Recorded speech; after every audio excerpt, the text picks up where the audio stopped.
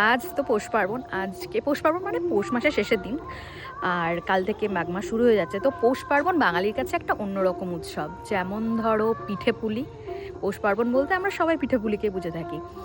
আর এই দিনে আমাদের বাড়িতে পিঠে হবে। আর আজকে অফিস থেকে ফিরছিলাম, জাস্ট এখনো বাড়িও ঢুকিনি, দেখি কাকিমা পিঠে বানাচ্ছে, তো দেখে দাঁড়িয়ে গেছি। একটা দুটো খেতে শুরু করে দিয়েছি, আর এখন পিঠে বানাবে, দেখবো, দেখে তারপর বাড়ি যাবো। চলো দেখি।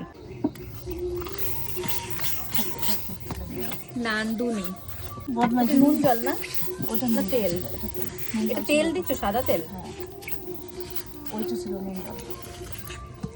এটা হচ্ছে গোলা, গোলাটা এইরকম পাতলা করা হয়েছে। না পা কেউ এখন আর ছাচ্ছি পোড়া, মানে এইটা কি বলে, আমরা বলি কি যেন কাঁচি পোড়া, এখন আর অত কাঁচি পোড়া পিঠে কেউ বানাতে পারে না, আমি গ্যারান্টি দিয়ে বলতে পারি। সব গ্যাসে ফ্যাসে হয় না, পাতি কাঠের উনুনে পিঠে করতে হবে, তাহলেই হবে স্বাদ। এটা সে পুড়ে গেলেও তার একটা টেস্ট, হ্যাঁ টেস্ট থাকবে আলাদা। জানি পাতলা ছিল বলে হচ্ছে না, জানি ওই রাস্তায় ডাকি নিয়ে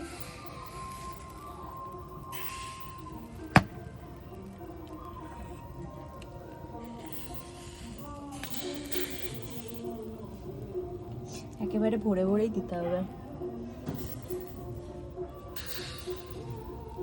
অনেক বড় মাটি না, ওটা দিলে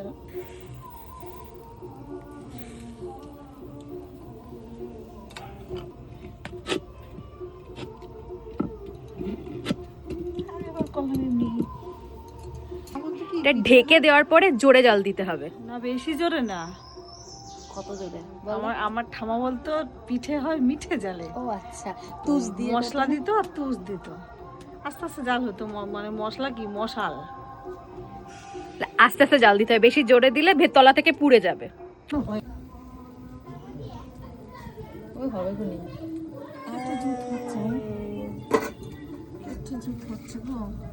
হবে হবে।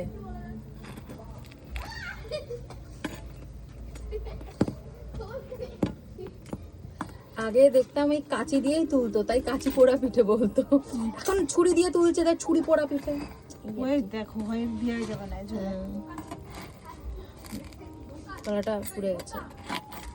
ও ঠিক আছে, ওই জায়গাটায় আগুন কম লাগছে, ওটা ছোট করে দাও ওটা। এখন ট্রায়াল চলছে, এরপরে খাওয়া যাবে। দাও তো আমি এটা দেখি কিরকম হয়েছে ভেতরটা। ভেতরটা উপরে ফুটো ফুটো হয়ে আছে। অ্যাকচুয়ালি এর মেন ফান্ডা হচ্ছে ভেতরে দুধে ভেজানো হয়, তো ভেতরটা তো ঠিকঠাকই আছে।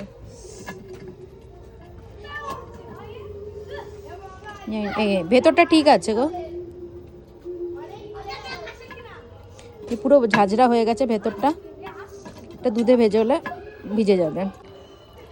ঠিক আছে, চলো আমি খেয়ে থাকি। তত সময়ের জন্য গুড নাইট, দেখা হচ্ছে অন্য একটা ব্লগে। তত সময়ের জন্য